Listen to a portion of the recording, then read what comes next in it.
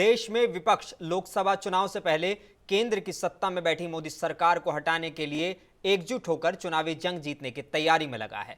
पिछले दिनों बिहार की राजधानी पटना में हुई विपक्ष की बैठक के बाद अब समाजवादी पार्टी के प्रमुख अखिलेश यादव तेलंगाना के मुख्यमंत्री के चंद्रशेखर राव से मुलाकात करने हैदराबाद पहुंचे।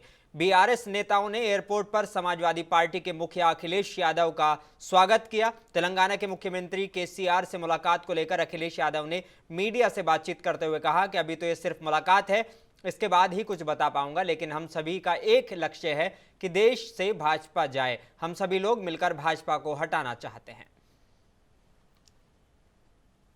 अभी तो मुलाकात है, मुलाकात के बाद ही कुछ बता पाऊंगा मैं, लेकिन एक लक्ष्य है सबका कि देश से बीजेपी जाए।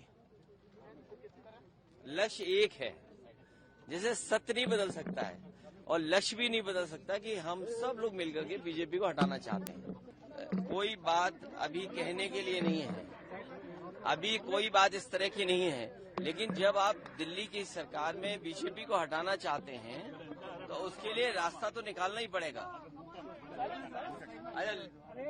बीजेपी को हटाने के लिए सभी का लक्ष्य है।